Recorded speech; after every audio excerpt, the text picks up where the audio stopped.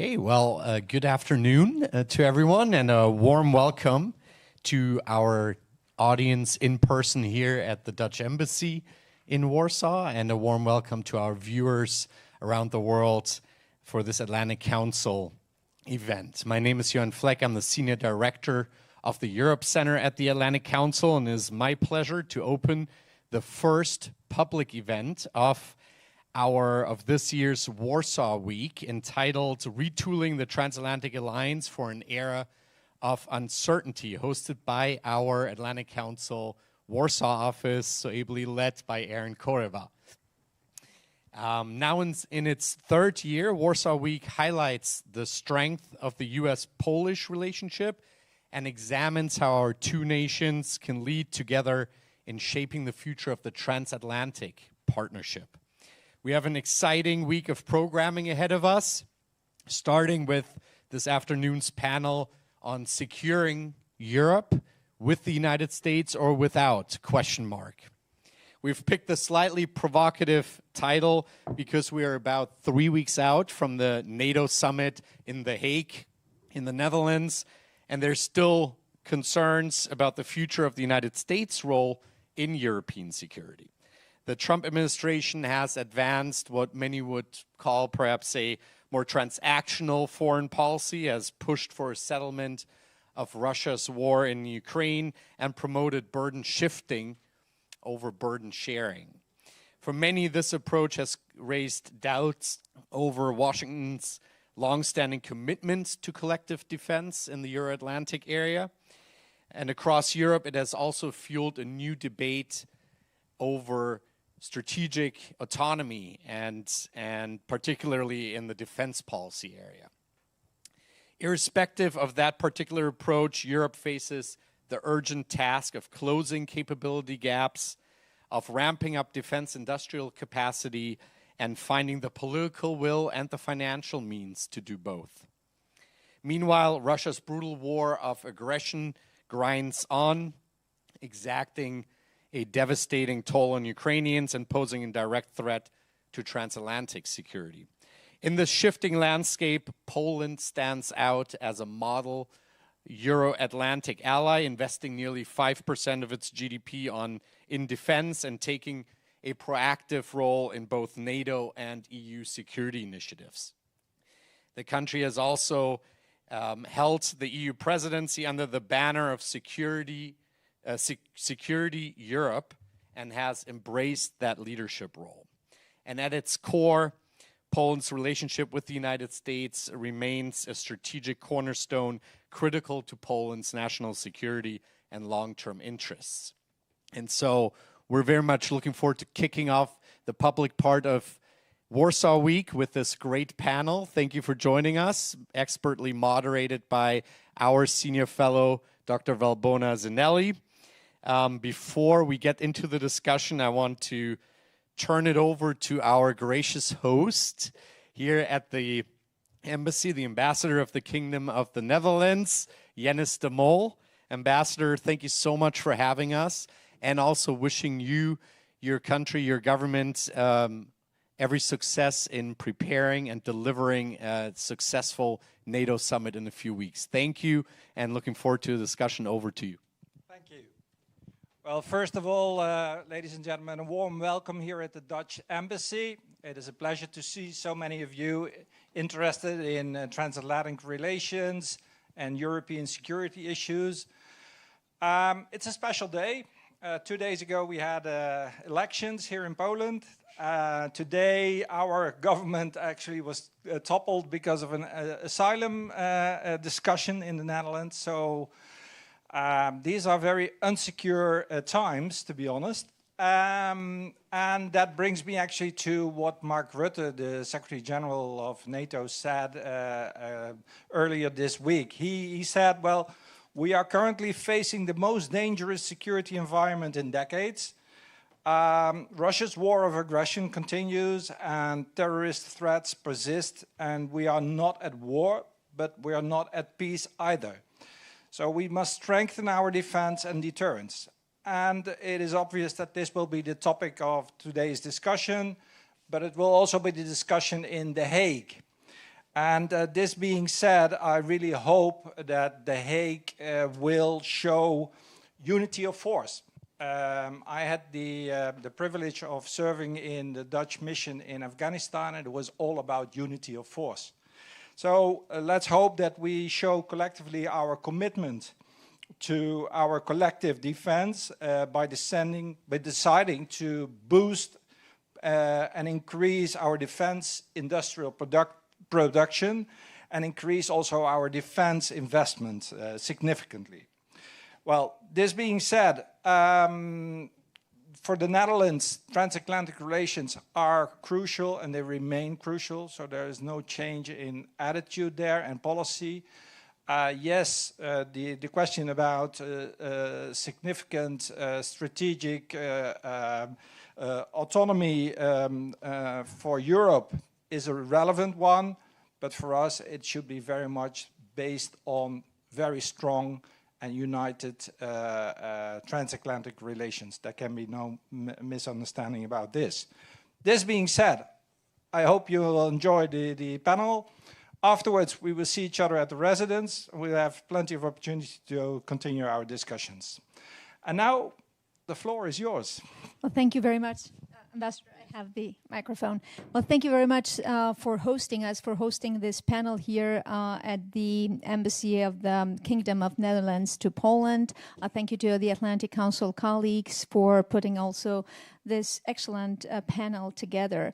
And as you both, Ambassador and Yor, pointed out, there is a lot of issues that we can discuss today, and 1 hour actually will not be enough to go through all of that. The title of the panel is Securing Europe with or Without the United States. I hope it's the first part that we will focus in the future. As the Ambassador pointed out, we are really living in areas, in very dangerous times, where we are between a fading area of relative stability that we have seen for decades and a new growing age of disruption, I'll put that, with multiple challenges that we're seeing on all sides. And Europe, more, I think, most than any other region, has been impacted by the Russian war of aggression in Ukraine. We were just talking with my colleague here that 3 years ago, the Netherlands was hosting, together with Germany, a big conference on NATO's new strategic concept. We had listed, all those issues that we were thinking about the future. And actually, during that night, at the end of the panel, at the end of the conference, the invasion happened, and we all woke up that we're completely surprised. So it shows how quickly things change in Europe. And by this Russian aggression, all pillars of European security have been shattered, from the Russian being seen as a security threat for the Europeans, but also Chinese mercantilism that's threatening the European economic model. And as my director, Jorn, was pointing out, also this casting of doubts coming from Washington about how engaged the United States will be for the security of Europe. And so here I have a wonderful panel, starting on my left with Mr. Joris Keven. He's the head of the NATO Summit Content Team at the Ministry of Foreign Affairs of the Netherlands. So I'm pretty sure all the questions will go to him on what the expectations will be. Then Mr. Martin Kazmierski, he is the director, the International Security Policy Department at the Ministry of National Defense of Poland, and he's also Marshall Center graduate, as I saw. And Ms. Justina Gocłowska, she's the Deputy Director at the Center for Eastern European Studies, and our own Lieutenant Colonel Edward Brady. He's the Senior Air Force Fellow at the Scowcroft Center for Strategy and Security at the Atlantic Council. So thank you for being with us today. I would like to really get started with the very first question that we have in mind, and we've been discussing, over the last few weeks or months, and it will go to you, Joris. We kind of have a first understanding that this NATO summit, we will not have many expectations when it comes to topics. There will be one particular topic that will be defense spending. It looks like the communique will be short and sweet and to the point. But I'd like to ask you, since you are the head of NATO's, summit content, what are the main strategic objectives of the Hague summit? Or let me put it like that, what will be the outcomes that the Dutch government would like to see? Well, thank you very much for this question, and thank you very much for the invitation. It's great to be here in Poland. The Netherlands and Poland have a long-standing history, and I've visited before here as part of our bilateral Utrecht conference, and so it's a great pleasure to be here. It's also for us in the Netherlands a big honor to organize the NATO summit. It's for us an historic summit, the first summit for NATO we organize in 76 years. And then back to your question, 76 years, NATO has been in business for 76 years. And I think what is important in terms of strategic objectives for the Netherlands is also important to all the other 31 allies. And basically I can answer your question with two words: unity and resolve. I think those two are the main that's the main strategic objective. The most difficult too. It requires hard work, yes. It requires a lot of diplomacy behind the scenes, yes. But that's happening. For instance, if you look at last weekend, Secretary of Defense Pete Hegseth was in Shangri-La, in Singapore, Shangri-La dialogue. And he said, America first doesn't mean America alone. And he mentioned a few countries that he labeled as model allies. And we're in one of those allies, Poland. And what I always got back from the Utrecht conference is that Poland is leading the way in Europe on a few issues that European allies need to take into account. Because yes, we are now in an era where politics is shifting and the way we do business is more and more transactional. And we should adapt to that. So yes, in NATO there's a transformation going on. European allies have gotten the message. We have to take more responsibility for our own security. Poland has gotten that message a bit maybe before we did, but slowly allies are following.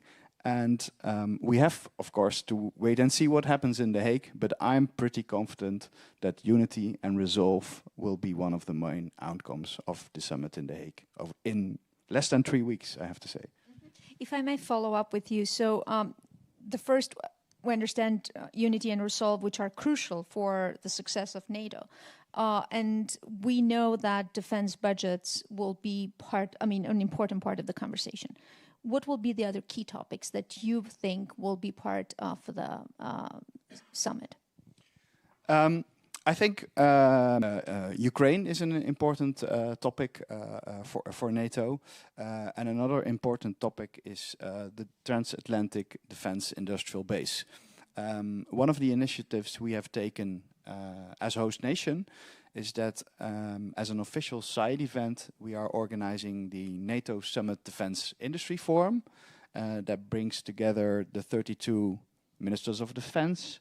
We have invited Ukraine, the EU, also the Indo-Pacific partners to that forum, but not just government. I think the most important thing of the forum is that we have also invited business representatives from the defense sector, but also from some of the other sectors in innovation, in IT. Companies that can ensure that we remain on top when it comes to innovation, that we remain and our technological edge. So that's one of the initiatives we took as host nations. The second time that there is a NATO Summit Defense Industry Forum in the margins of the summit. The US Chamber of Commerce took that initiative for the first time last year in the DC Summit. So we have made it a tradition. So we're really looking for the next host to continue that tradition. And also we're doing that in close cooperation with our own private sector representatives. Well, thank you very much. And I'll come back to this Defense Industry Forum, which is very important for the future of defense spending and capabilities in Europe. But also thank you for the positive message and the positive outlook for the summit. I would like to go to Aaron. So all the conversations, the articles that we're reading in recent weeks and months talk about, disengagement, some sort of U.S. disengagement in Europe. And so my question to you is actually related to a very important fact that has to do with the troops, the American troops, around 84,000 U.S. troops that might be pulled out from Europe in the coming period. How likely is that the U.S. stages a forced posture shift in Europe in the coming months? Well, good news was that, Ambassador Whitaker, he mentioned that the United States will not allow those gaps in Europe until the Europeans will have their defense capabilities. But what is the likelihood, and what do you think it means for the future of the NATO alliance?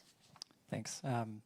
Thanks very much to the Atlantic Council for inviting me. Happy to be here. And I just want to reiterate that I'm speaking for myself. I'm not speaking on behalf of the Air Force, the Department of Defense, the U.S. government. That being said, so I think that's an excellent question. We've heard that come up a lot. There's a few things going on. So it's pretty common for new administrations to conduct something called like a global posture review. And I believe there were some statements from the DoD in the last several months to the effect that they are conducting that right now.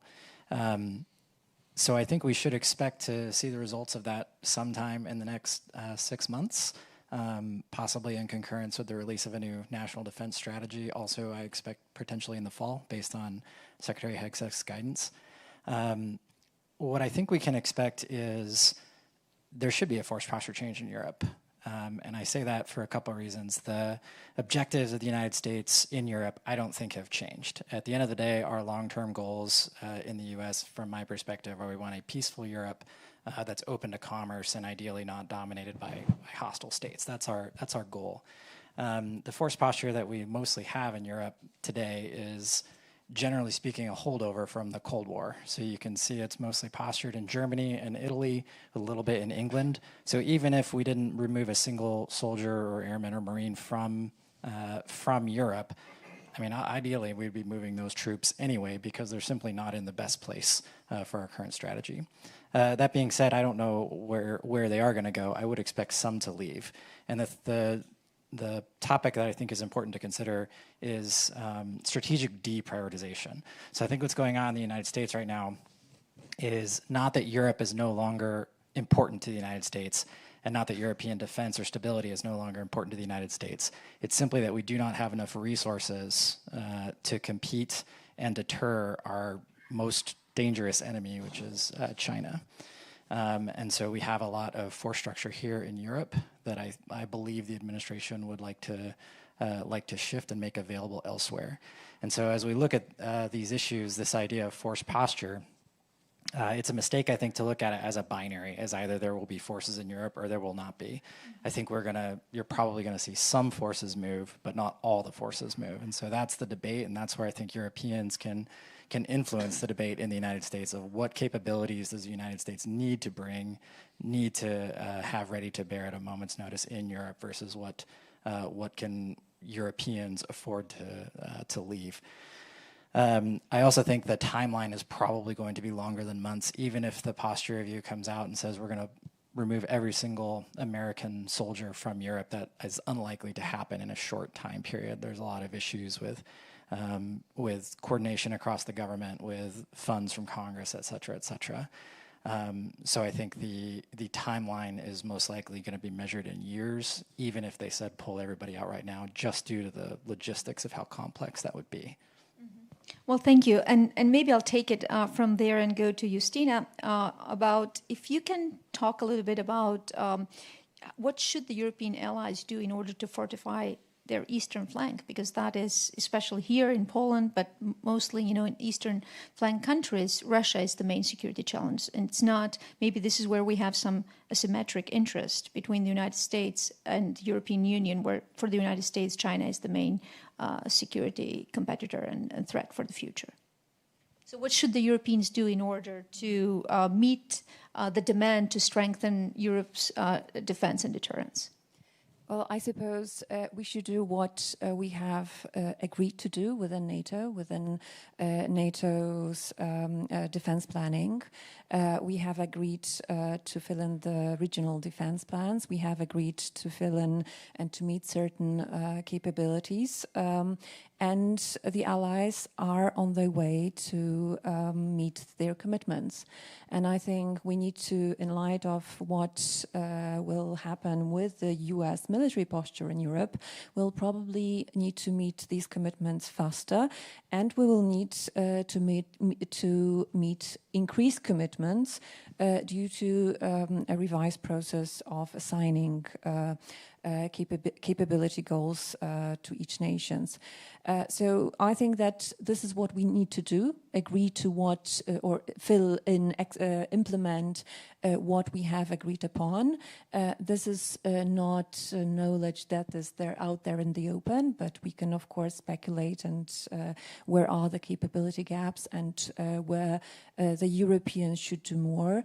Definitely logistics, that is what we will have to do more, what the United States provides for us to a large extent. Intelligence, surveillance, reconnaissance, air power, air defense. We'll need to grow our armed forces in order to provide the capabilities that we need to grow. We'll need to increase, and then we need to invest in. We need to invest more in defense, and this will be a task that will start with the 5%, hopefully, defense pledge at The Hague, with 3.5% for military spending and 1.5% for infrastructure. And I hope the talk is that this will be until 2032. Yes, but does still, Europe have time until 2032 to get to the 5%? Or we need to do that earlier? I think there are allies who understand we need to be quicker in investing in our military capabilities, and definitely these are allies on the northeastern flank. There are some allies in Western Europe who think that we might go quicker, but of course many allies will have troubles in speeding up their defense spending to such an extent. But I hope that we will see a new defense pledge, an ambitious defense pledge, and that according to that new NATO defense pledge, national investment plans will follow and will be implemented. Justina, what do you see as the main challenges? I mean, these are really good, important objectives, but what do you see as challenges to implement those? I think the growth of the European arms industry, the need to convince political leads and own publics that we need to invest in defense quickly. We see this debate, for example, in Germany, which is an ally that, with the current government, decided or the current chancellor has announced that 3.5% for defense spending is the right way to go, 1.5% for infrastructure. But we see that within the coalition, there is not really an agreement on that. We see problems with investing that amount of money, or even in a time frame 2030. Increasing the defense budget might be problematic due to the need of implementing procurement programs that is not easy. A lot of countries have problems with that. Germany, bureaucracy, the question of arms industry, where do we get the weapons from? How quickly can we order them? How quickly can we implement them in our armed forces? Where do we find people to fill in the gaps that we have in our armed forces? How can we grow our armed forces? I think many more countries will have to have a discussion about extending some kind of draft that they already have, voluntary draft. I hope this discussion will follow the NATO summit in The Hague. And I will be looking, from my perspective, at what the individual countries, the MODs especially, what kind of modernization and reform plans they will announce after that in order to adjust to this new situation and the new higher targets that we have set. Well, thank you very much.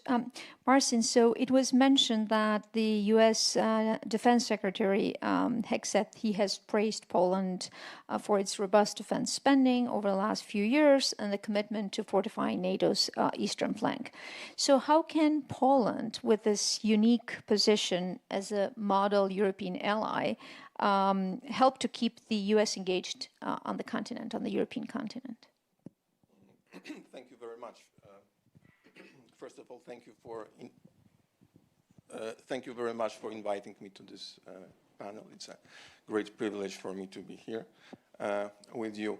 But let me start with very briefly answering the main question for today of our panel, with or without the US. Very, very briefly, no doubt, only together, only with the US. Only then we will be able to cope with all the challenges ahead of us.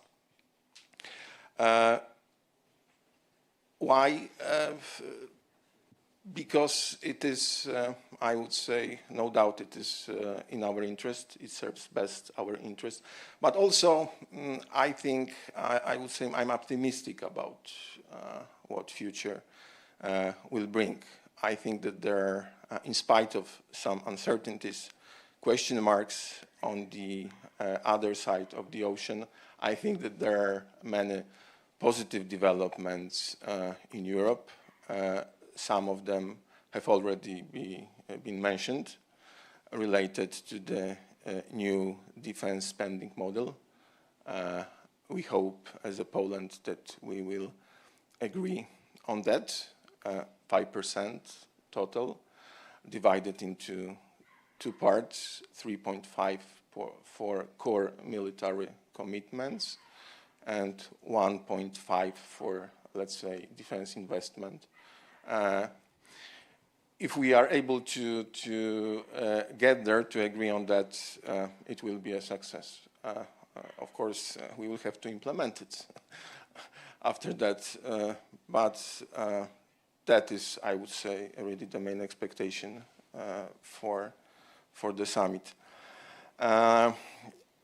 Something that is, I would say, was mentioned by Justyna, that we all the allies have accepted the capability targets, all the capability targets proposed to them by the NATO authorities.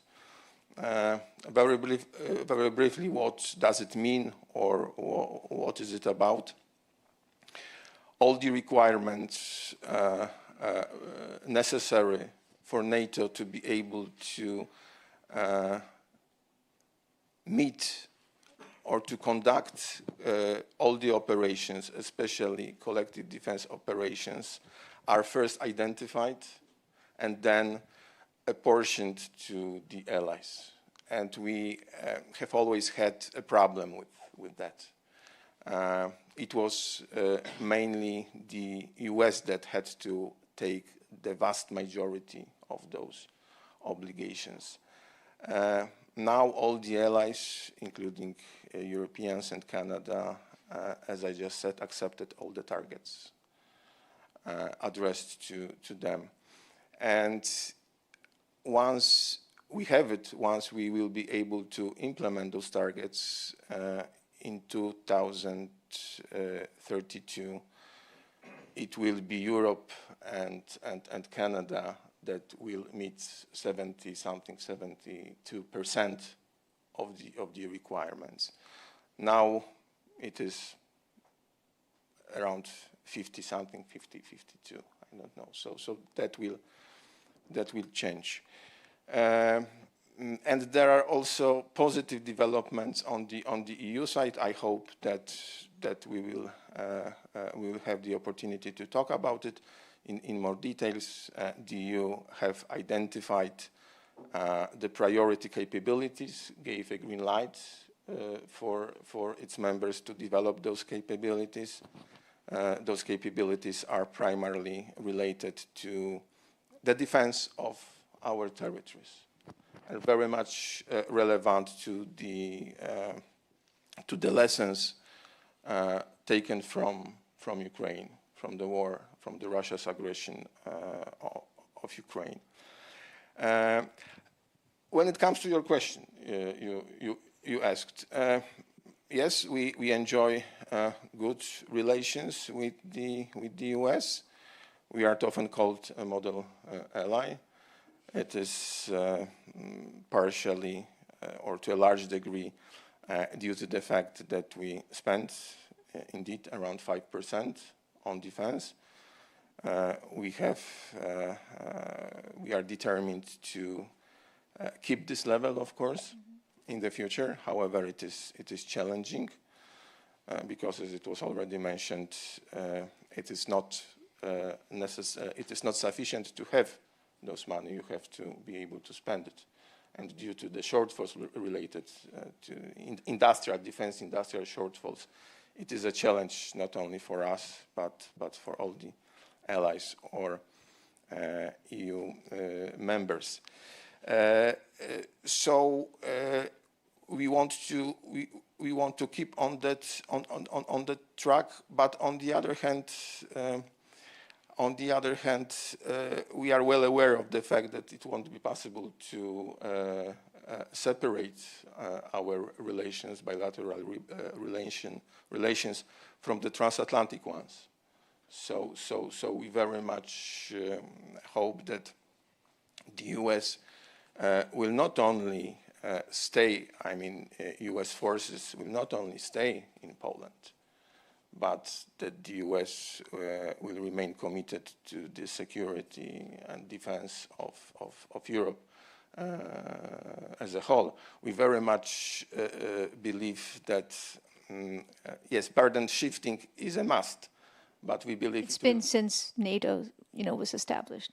Right, but we hope that it will be a burden shifting, not burden decoupling, not abdicating by the US from its obligation, because we have to remain a transatlantic alliance if we want to be able to meet the challenges ahead of us. Well, thank you, and it looks like the messages have been the right ones.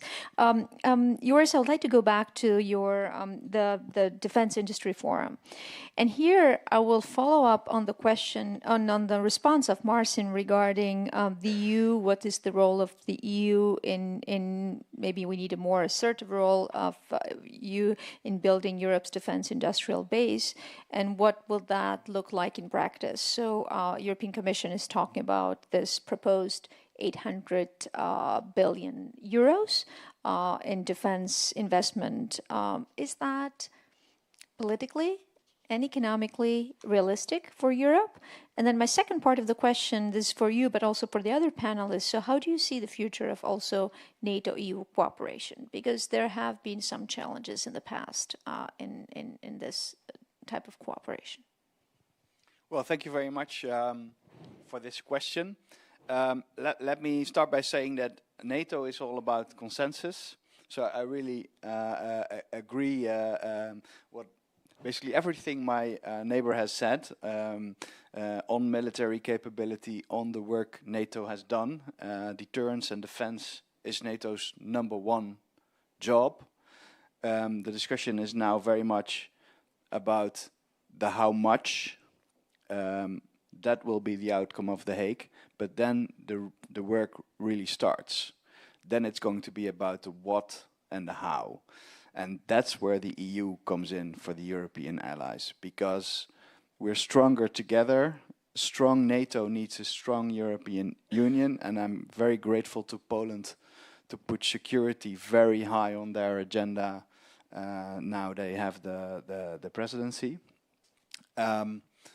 Because the EU can do things that NATO cannot do.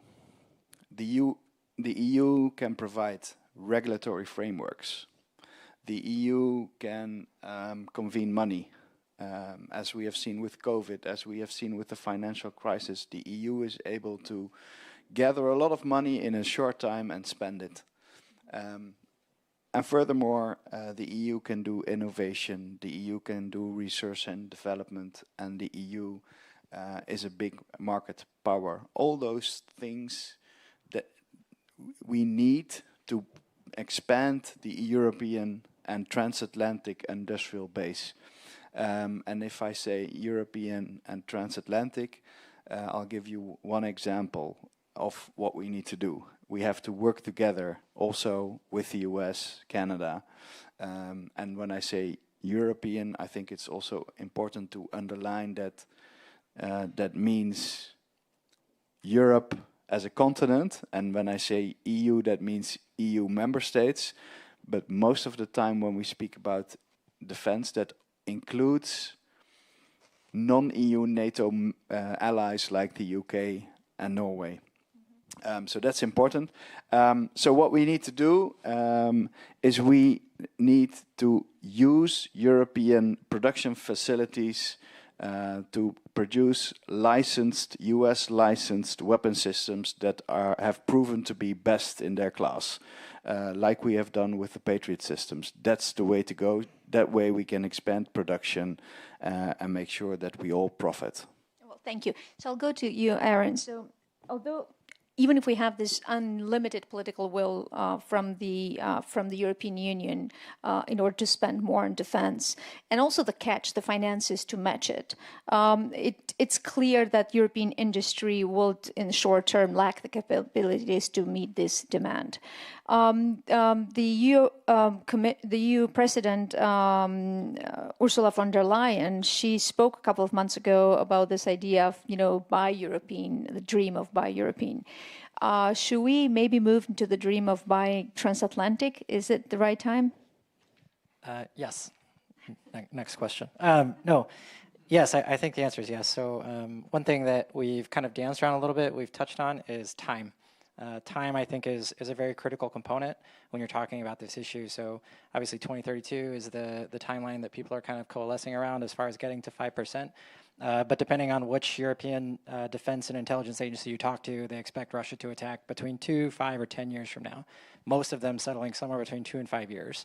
And so on the one hand, I think it would be a mistake, going back to the other question, I think it would be a mistake to assume that Europe's going to have to fight that war alone. I think the US will be involved in that war. The question is simply how. But I also think it would be a mistake for Europe to assume that that they don't need to bring significant capabilities to bear quickly in order to, A, try to deter Russia conventionally from making that attack in the first place, but B, if they do, to win. And so when you look at the European industry from that perspective, and really just the investments as a whole, if you consider kind of the iron triangle of defense resourcing, you've got modernization, readiness, and force structure. There's really not enough time to modernize the European militaries by and large. You can maybe pick a few specific things to modernize. UAV, or not just UAVs, but autonomous vehicles are one example. But there's not enough time to really do this kind of whole scale across the board, make everything better. So now you're looking at predominantly structure and readiness, structure being how big the military is. I also think there's probably not enough time to significantly grow the militaries of most European states. It takes a lot of time, especially when you talk about more advanced capabilities like warships, tactical aviation, things like that. It takes a lot of time to build the leaders, the NCOs, and the officers to lead those organizations. It takes a lot of time to procure the kit, et cetera, et cetera. So what you're really looking at is you have to make the forces that you currently have, you can grow them a little bit, you can modernize them a little bit, but you need them to be able to rapidly, like within the next several years, be able to fight at a large scale, somewhat similar to what we're seeing in Ukraine. And to me, what that means is that the main thing that needs to be invested in the short term is munitions and other expendables, so spare parts, things like that. And when you look at munitions, what that means is that you're probably talking about trying to procure as many not just American missiles. Obviously, there's other munitions that are out there, but American missiles do form the preponderance of a lot of the weapons stockpiles, especially when we talk about aircraft, air defense, and naval weapons. Obviously, there's others, but they're the big ones. So when we look at production, sorry, I'm going a little long here, but when you look at production, I think the best thing that European industry can do is really dive into co-production, especially of these things, not just munitions, but munitions being a significant one, other expendables. There's some examples of this. So in Japan, they recently signed a deal to co-produce advanced air-to-air missiles. There's a European missile hub, I think it's called. It's a venture between Rheinmetall and Lockheed Martin to produce a variety of missiles in Germany. Those are the kinds of things that I think will both keep America involved as well as improve the kind of capability and capacity that Europe needs in the short term as you start looking longer term building out your industrial base. Well, thank you. For the last question, I'd like to shift to Ukraine. It was mentioned before, but I'd like to ask Justina, what do you expect the role or the focus on Ukraine will be at the Hague NATO summit? And do you believe that some tensions over the future of the country might impact the summit's proceedings? I hope not. I think finally we will have Ukraine as a topic on at The Hague, right? So this is already, I think, a success because otherwise, not having Ukraine during this summit and the first summit with President Trump would not send a good signal. I think that we would like to send good signals, but we'll see and repeat the message. Whether we'll be able to do so, that the declaration might be a bit more reduced than in the past. And we'll see how that will go on. I think every European member state, European allies will try to make this summit together with the Secretary General as smooth as possible without controversies. And the new defense spending pledge would be one of the major deliverables. And we hope that there will be no controversies around Ukraine. But how that will finally look like, I think this is very much in the open. What do you think about the European efforts to provide a coalition of the willing to support Ukraine?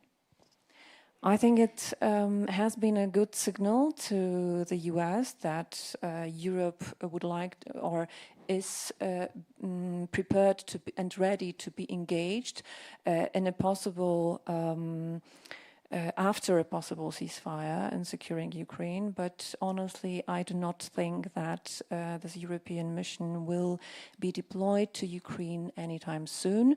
If we look at the process of negotiations and of the Russian maximalist goals towards Ukraine and their stance as we have it right now, they are not prepared for a ceasefire. They are not prepared for any serious peace negotiations. They are prepared for continuing the war and for achieving their maximalist goals, and therefore there will be no willingness on the Russian side to go for a real ceasefire.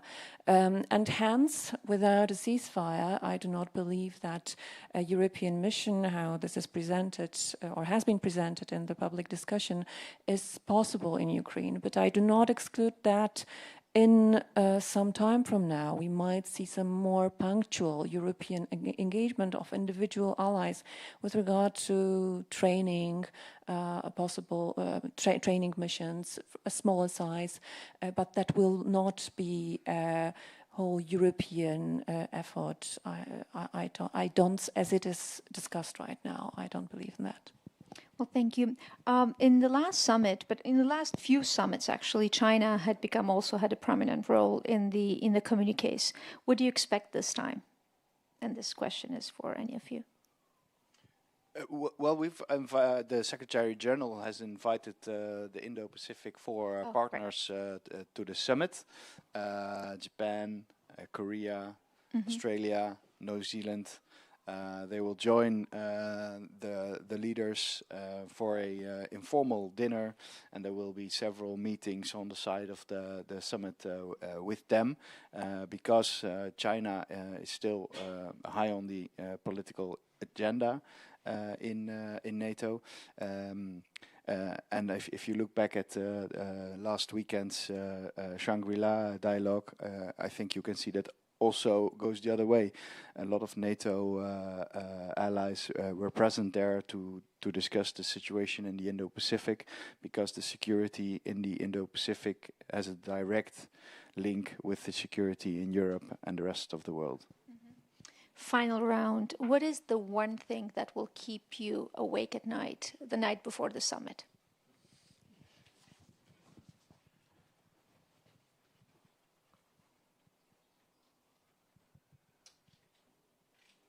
That's a tough question, especially with the cameras on. I would say the thing that I'm most concerned about would just be surprises.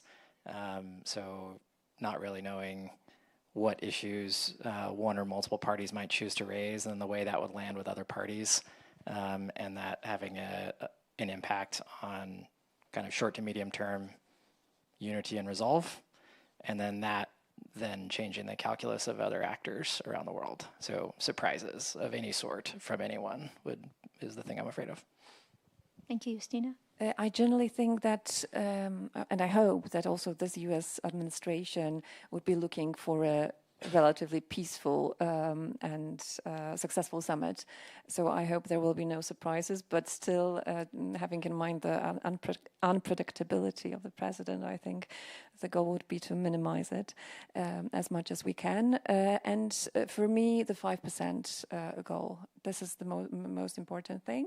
But I suppose that will be decided earlier than the summit, or I hope that that might be decided during the upcoming NATO meeting. Marcin. I very much agree. I think that the summit is going to be about, very much about the new defense spending model, and we have to reach consensus on that for the summit to be successful. And as I said, then we will have to implement it. But the most important thing is that we reach consensus on that. Well, consensus was reached also in Wales, but only 23 out of 32 countries actually implemented it. Yes, but we have to start with consensus. Otherwise...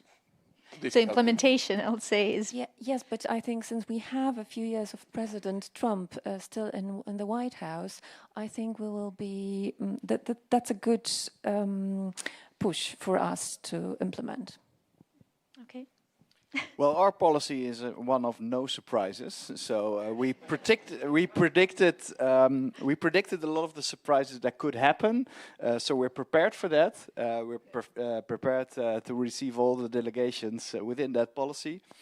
So my biggest worry is the one thing we cannot predict, and it can be rainy in The Hague in June. Well, thank you. So we have about 10 minutes, so I'd like to open it up for questions. Please, we'll take the lady here. And please quickly introduce yourself. Thank you very much. My name is Irina Krasnoshtan. I'm an analyst from Ukraine. And I know what will keep Ukrainians up at night before the Hague summit, and as usual, it's Russian attacks. I wanted to have one more question about Ukraine, because I think in the last few days, Ukrainians have demonstrated amazing skills and possibilities to conduct operations against Russia. And I think that Ukrainians have capacity to become a very strong asset to NATO.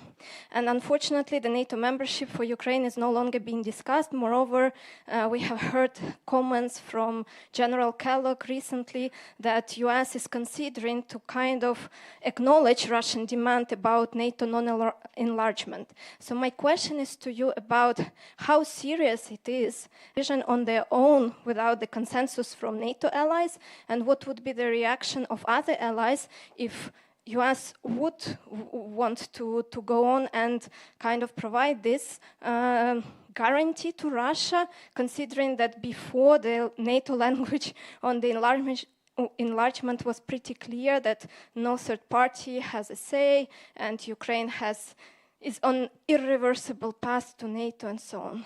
I would be grateful for your comments. Thank you. Well, thank you. Maybe I'll collect 2 more questions and then we'll go for a round. Please. Thank you.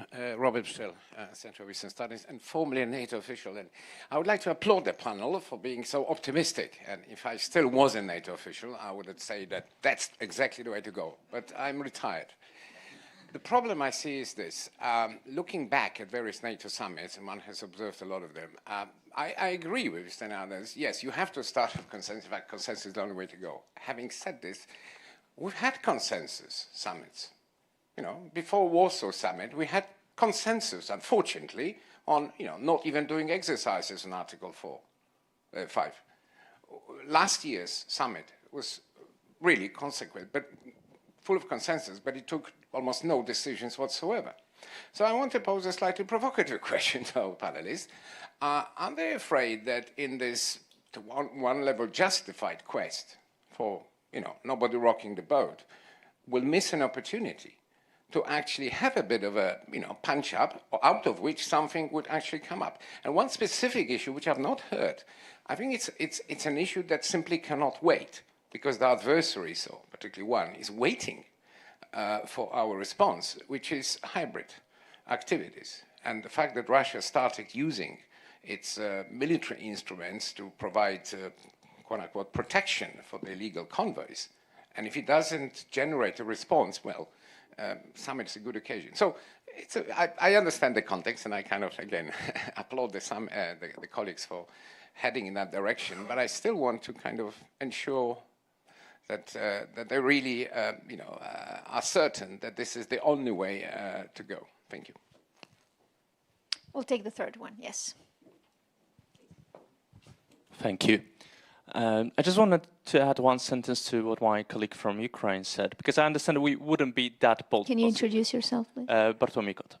I expect that the communique or the discussions wouldn't be that bold on Ukraine. That's obvious, given the fact where the differences are. But the mere fact that the word irreversible was included in the previous communique, not even referring to the membership of Ukraine in NATO, in this communique, would cause a message, a political message in itself, which is of quite a brave impact on the nature of how actually countries from the eastern flank perceive the statements, especially if the US would certainly lobby on that, not to include Ukraine in this final communique. So I understand the nature of the discussion, that it was very much focused on capabilities, but I also do understand how much of the political wave there is, even if there is no Ukraine mentioned directly. The mere fact of not including Ukraine in the communique also sends certain political message. Very short question to our American colleague. Given the fact that we all understand that relocation of American troops is right now something which is rather a question of time, not of if. To what extent the direct sentences, direct statements about this issue you would expect in being also included in the communique? Whether that would be a political discussion happening in the Hague, but without, you know, the proper statements in the communique, or would the American administration like to have like a written on a paper that the European allies are signing up for that? Thank you. So Aaron, maybe you have the magic ball and you know what will be in the communique. No, so we have three main points. The first one is Ukraine, the force posture of the US troops in Europe, which I believe it has been an issue, you know, in the last 3-4 decades. It's not a new one, like burden sharing at NATO. And then the fourth one is, you know, maybe ideas coming from EU member states of NATO that could rock the boat and come up with very, you know, interesting ideas about the future of the alliance. And we'll start with you, and then we'll go. I'll start off with the easy one.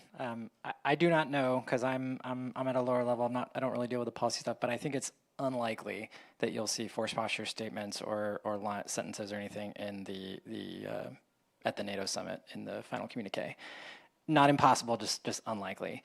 I think that's probably for two reasons that I make that assessment. The first reason is that I suspect the administration most likely wants to maintain its maneuvering space while it still figures out exactly what it wants to do. And it's probably not going to want to have a big fight at the summit about what, where U.S. troops are going to be and what they're going to do. The second reason I make that assessment is, even though at the end of the day the president has a fair amount of power and obviously can just kind of make decisions however he chooses, there is a whole process that's going on to kind of decide what that force posture would be. And as far as I know, that process is not complete, and it will not be complete by The Hague. So I think the most likely outcome is that you're not going to see much discussion about it in The Hague, but a few months down the line, you'll probably start seeing some unclassified documents come out, both in terms of the U.S. National Defense Strategy, probably at least some reporting on the Global Posture Review, and that's where I think you'll start seeing discussions about this. And the other thing to pay attention to as well is the fiscal year 26 budget in the United States. So currently it's kind of an interesting situation that we're in. Sorry, I'll keep this short. It's kind of an interesting situation where a lot of the documents that are normally published for that haven't been released, and so it's a little unclear what the budget request actually is. But pay close attention to that, because that'll have that could be an indicator of what some people are thinking as far as where forces are going to go before the actual documents come out. And then just a real quick touch on the broader Ukraine issue. Again, that's kind of above my pay grade there, but I would say with all the military realities on the ground, I think that the thing that Ukraine should probably be pursuing is security agreements that are outside of NATO. I think that's, from my perspective, is more likely to gain success, simply because of the fact that Russia does currently occupy a large swath of Ukraine. And I think you're going to have a hard time getting people to realistically consider NATO membership while that is the case. That's just my opinion, though. Thank you. Justina? With regard to where Ukraine will be and what will be the framing in the communique, I think these two guys here know better than I. And I think that the European allies will do utmost to at least repeat what has been stated during the previous summit. But I don't think that we should have a public quarrel about that. I think that there are far more. We should remember that also this administration will pass, and might have a new U.S. administration with a different stance on Ukraine. And Ukraine membership in NATO is a long-term process. And what is now important for me is how Europe replaces the U.S. military deliveries, and how it gets its act together in short, mid, and long term. With regard to helping Ukraine to get what it needs, because this is most important. And the second issue, the work on sanction that is ongoing. So preferably changing the mind of the Trump administration, the president himself, on placing additional, not only European, but also US sanctions on Russia. And I think these two processes are most important, and not really, or at this time, we know how frustrated we might be on the statements if they are reduced in the NATO communique. I don't think this is the key now. With regard to some bold ideas with regard for the NATO Hague Summit, I'm not sure that we might have, or in the current circumstances, any. It's an important discussion that we shall have, but I think that will go beyond the NATO Hague Summit on what you mentioned, Robert, meaning the Russian Navy protecting the shadow fleet vessels in the Baltic Sea. I think there is enough controversies beyond European allies on that need to be tackled. I think that beyond The Hague, the most important issue will be coordinating a European stance towards, and talking already now to our US counterparts on global force posture review, and how that should be shaped in Europe, so that we'll have US input into deterrence and defense guaranteed, and without any controversies being open among European allies themselves on this issue. Marcin? Very briefly, first on Ukraine, Poland's position is well known about it, so needless to expand on it. Yeah, we believe that Ukraine should at some point in the future be a NATO and EU member, no doubt about it, and NATO especially because it is the most challenging thing, the more challenging thing, I would say, should have it as its ultimate objective. Leaving aside, what I would like to say, leaving aside the US position, that complicates things a bit. Europe is now definitely more united about that objective. European allies are more convinced that at some point Ukraine should join NATO than it was the case before the war. And the understanding is growing that Ukraine in NATO and in the European Union its membership in those organizations is necessary for Europe to be safe. And this is the positive, definitely the positive thing. On hybrid, nobody denies that there is a lot of to do in this regard. But it is really a complicated challenge, complicated issue. We should be building, first of all, our national resilience. NATO, the EU, first of all, has to do in this regard. NATO, to some extent, also. The EU is working on hybrid strategy. We believe that it will be a successful process. Thank you very much. Do rock the boat. That's a good advice. But in response, I would say be careful what you wish for. Yes, hybrid is a very important topic. My colleague spoke about resilience. That's very important. In the NATO Summit Defense Industry Forum, we have a topical session on seabed security, for instance, because in the Netherlands we also see that hybrid activities are really part and parcel of our security and need investment in. So point very well taken. It doesn't really always get to the center stage, but it's a very important topic to consider. And then maybe some last words on Ukraine, because I started with unity and resolve, and the message that this summit delivers on Ukraine is very important because it sends our unity and resolve to the Ukrainian population, also to Moscow. Let me say a few words also on my government's position. We stand by the declarations that were made in the DC summits and the summits before that. I think for now the main strategic objective is to ensure that Ukraine goes to the negotiating table as strong as possible. So the most important thing for us now to do is to deliver military support to Ukraine. The embassy was so kind to provide you with an overview of what the Netherlands has been doing last week. Our last F-16 was sent to Ukraine. But we have to sustain and even step up this effort. That's, I think, what helps Ukraine most at this moment in time. Maybe one final point on the U.S. force posture in Europe. I think it's positive news also that the next Supreme Allied Commander in Europe will also be an American general. So that is the right information and the right step in for being optimistic.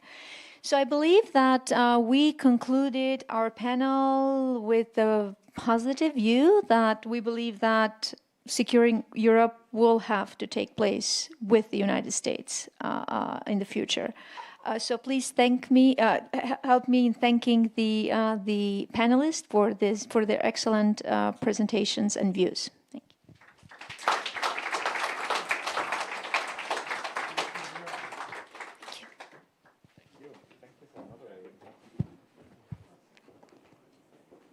Everyone, thank you for coming.